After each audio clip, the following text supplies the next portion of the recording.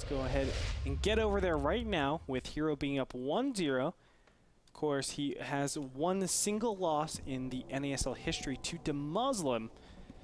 That was a very close game, a score of 2-1 in that.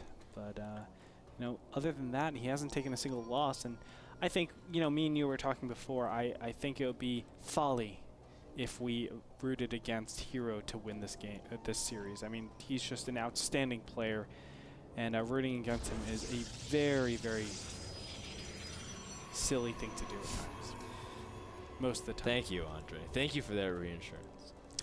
Well, so I was just clarifying because we didn't give predictions beforehand. Oh, that's fair enough. That's fair enough. That's true. We did predict HerO. But let's introduce our players. Starting in the top right, we have HerO from Team Liquid, the Blue Protoss. And that's just been playing out of his mind in 2012. Now, he did fall into Code A. He didn't play that well, but he's playing in DreamHack, and you definitely have to keep an eye out for him, especially just because he's been doing well in NASL. He took game number 1 off to this guy, HasuObs from Team Mouse Sports. We did a little player profile with Rotterdam on HasuObs, and you can just really respect Dennis. He's a great guy, and understandably so, because he's been playing really good Starcraft II as well. That said, it's Shakur's Plateau. HasuObs picked it. What are your thoughts on this map for this matchup? I don't know, kind of interesting that he picked Shakur's Plateau, in my opinion. I think they're... Well, I guess Shakur's Plateau is one of those maps where there's a huge amount of room to blink into the main and stuff like that. So yeah, I really feel like map. Mobility is the #1 thing you have to worry about, especially, you know, if we kind of compare it to Antigua Shipyard, which has the same problem, but the area isn't so big. You know, this is like a long distance to the natural and then to the main again. So defending is rather tough. I would say HasuObs, it goes against his style, which is to play a little bit more passive. So I am kind of confused about it, but I mean, in PvP it's a lot different. I think Hasu throws a lot in PvT and PvZ, but Shakuris, like you said, is a good blink map. It's also a fantastic Phoenix map, and a pretty decent map for DTs. Even though you'd be like, oh, well, why is it? But just because following up with Charizard Archon is really good if you can ever catch the army that's just outside their natural, because there's a huge open space, and Charge can hit from such a huge different angle that you're not used to. But at the same time, we have seen all kinds of variety of styles, and I'm curious to see what HasuObs chooses. He goes for 2 Zealots before his Stalker, and HasuObs hasn't scouted just yet. This is kind of like what Naniwal has been doing, but oh, a nice little trap on the probe and eliminates his ability to scout. And I mean, at least this time, HerO knows that his opponent's not canceling second gas. Correct. Now from here, HasuObs has been known to do 1-gate robo into 3 gateways or some variation of that. See if he's switching up at this point. He hasn't really shown any sort of build yet. Just pumping out units as fast as possible. And nothing of substance just yet for either of these players. Yeah, so what HerO can do from this point, because what does he scout? He scouted double gas and 1 gateway, so he knows he at least has a gateway advantage. You can see HasuObs is going for 4-gate. Wow. A very delayed 4-gate, and this is a whole psychological thing. We can see immediately HerO is starting his Twilight Council. Now, if HerO is able to really catch the probe and the initial units, he's going to be good. But the big problem is whether or not Hasu is going to be able to really plant the pylons down. And so keep an eye out for whether or not Hasu is able to protect his probe and use his Zealots and Stalkers to keep him away. Uh-oh, first Stalker gets caught out in the middle of the map. HasuObs will have to retreat, but he loses a single Stalker. That's a pretty big blow. I mean, it's not super game-ending, but now it says HasuObs needs to play defensive for quite a long time. Just because HerO could be doing 4 gates, he could be doing a lot of different builds. Of course, we know he's not doing 4-gate. Look at this, Robotic Facility and Twilight Council, so he is going super heavy into this aggression. Yeah, so HasuObs is instead going to go for Blink. Yeah, with that tech build, which I like a lot more. And yeah, it made very little sense if Hasu went for a delayed 4-gate. And I was like, that can't be right. So this is looking really good for both players, as they're going to have pretty much the same build. It's just the different paths they take to get there. Although that 1 Stalker catch early on for HerO was very good, and he's able to retain his Stalkers, which we've been talking about. Very important. And I guess HasuObs just feels very confident right now. I mean, he's he had to know it was going to be Blink Stalker against Blink Stalker. That's like the #1 build that you see on a map like Shakura's Plateau. And he's just choosing to just play this very defensive from here on out. Now, he's probably going to be thinking to take his expansion first. I don't even know if that's possible. Let me look real quick. 3 gateways coming up, or 1 gateway coming up for HerO to a total of 3 gateways, which enables him to do a lot of pressure, but the big thing is he has the positional advantage. He doesn't have the Observer just yet, but I don't know. Well, everything feels really weird HerO right now. saw the Twilight Council, but didn't see the Robo, so he's going to have to keep his Observer back at home at least, just in case. Now, oh, actually, HerO doesn't even have an Observer yet. In fact, HerO just finished Blink, but so did Hasu, and they both blink at the same time. HerO could have lost a lot there, but he's immediately making an Immortal just to be safe. And so at this point, we see HerO is just backing off and really trying to zone, but he wants to wait for this Immortal out because he sees a lot of Stalkers, and he saw Hasu blink as well, so he knows exactly what he's trying to do with his Observer, just get that good position to blink.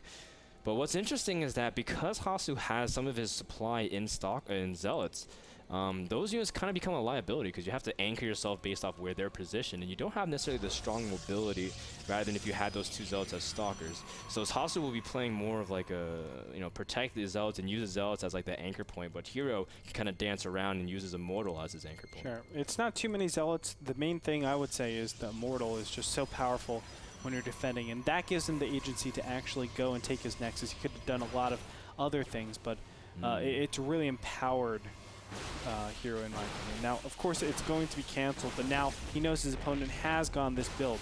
It's a very specific build, and HerO can just get the right composition, which is, of course, Robotics Facility Tech, getting those Immortals up. Yeah, if you can get 3 Immortals, it almost one-shots a Stalker collectively, and you can really punish someone trying to attack up a ramp just because they'll almost instantly get sniped out just like that, in fact. So you can see HerO has a pretty good Stalker count. Ooh, trying to see if he can blink and rearrange, trying to bait a force field out, see if he can waste a Sentry Energy. Does not want it to use Guardian Shield because that does make a pretty big difference. And look at this, HasuObs trying to do a little pressure over here on the left-hand side of HerO's base, but somehow HerO has hacks, man. He is finding this out so easily. But he gives up his ramp. And HasuObs now blinks up 4. He's going to try to see if he can target the Robotics Facility before the 3rd Immortal is done. That's a very big play, but HerO might be able to force field a couple of the units in. Does manage to catch a Zealot. And you can see immediately HerO does actually blink some of the Stalkers out of his base as well. He has a couple Stalkers in the middle of the map, which he can set up for pretty sick flanks, or at least in terms of picking off any kind of follow-up probes for the pylon. I think regardless, though, he can force Hasu to summon some units back at home, but Hasu's already got everything back. Yeah, things are looking really good for HasuObs actually with this position. I mean, at all times he can easily just force field off this ramp, and the Immortals are stuck. So it's an uncomfortable position. Now these 3 Stalkers somehow are able to do damage. He had 3 Stalkers and a Zealot he back past them. Yeah, it's very nice. It's really crazy that he was able to do this, but still the Stalker should go down, as you can see. Dude, he killed 6 workers with that. That's fantastic, especially since HerO is up in the probe count significantly. And that's going to give him a lot of ability to squeeze out things. Here we go. And he doesn't actually want a force field there. HasuObs doesn't want a force field there because his opponent hasn't committed pretty strong to this engagement just yet. But yeah, more time does go into HerO's advantage. And if he keeps this up, he's just going to get an alarming number of units, and even the position won't be able to keep him safe. Well, what's so good about HerO's position is that because he chooses to make Immortals, he can always just sit back on his ramp because Hasu can't reinforce with his Immortals. They just take way too long to get. So Hasu is forced to constantly make Stalkers at this point. But we see a DT Shrine immediately started for HerO with a War Prism, and that's going to be really clever because HerO don't think he can get broken anytime soon, especially with the 2 Immortals out and a bunch of Zealots. Any kind of offensive blink will be devastating. Oh, HerO taking a pretty big risk, blinking outwards, but again, he has a lot of units back at home, and this is where the probe advantage really sits. Yes.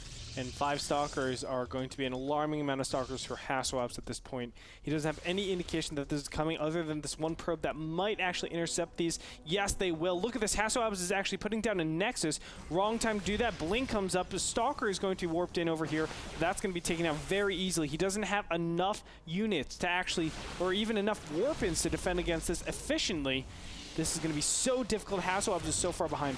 Very nice. Targeting down a couple of the probes that were in the gas. The guys are trying to see if he can be really efficient.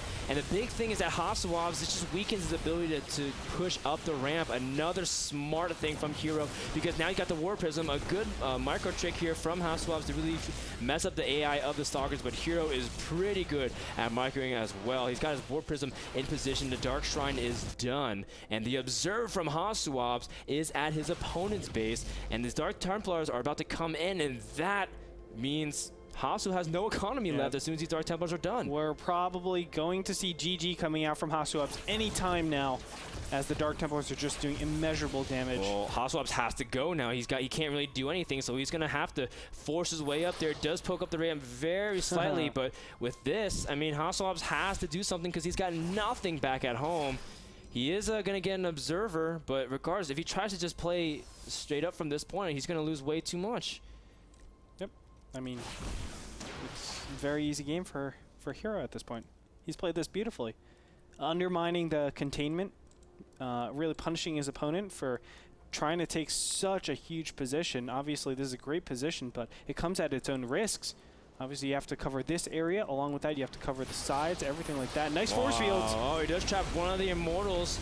And HerO does have 4 Immortals, though, enough to really punish the Stalkers. As you can see, HasuObs does not want to engage. He didn't even take out the Immortal because he knows just how much damage he was done. And also, the big thing is that Hasu, if he stays there too long, he might lose his Observer, which makes him extremely vulnerable to Dark Templar. You can see him trying to remove himself from that position.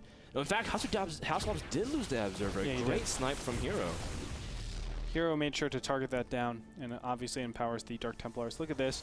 Probe is actually dropped all the way over in the top middle position. He's going to start up the Nexus over there, most likely. HerO. He's got Colossus on the, he's got Colossus on the way. Dude, this guy is so good, man. He's doing fantastic, and he's mining out on his main base, but it's perfectly fine. HasuObs still has a lot of resources, but that's because his economy is in shambles, and he knows at this point that HerO's at a very good tech advantage as well. He's got his Dark Templar Shrine. He also has his Robotics Bay out, and as soon as those Colossi just rack up and count, there's nothing HasuObs really can do. All right, HasuObs does take out the Warp Prism. That'll help a little bit, but not that much. And there's the big blink on top. He can't approach that at all, man. He needs like an Observer to start blinking up into the top, maybe kill a couple of buildings. That would probably be the best way to actually go about this, but even that is such a difficult feat. I mean, you're against an army composition that is just outclassing you. Yeah, HasuObs is, he doesn't quit though. He doesn't quit very early. No, in fact, he just gets mad. He stays. No, that's just you, man. Andre, you're so angry all the time when you ladder. Like, oh. Yeah. And like when you're streaming, it's so funny too. When you're streaming, you're so calm, and then it's like, oh, and it's like, oh, I can't believe I lost to this guy. Actually, everyone in our office gets so mad. Well, it just means a lot of passion is going into it.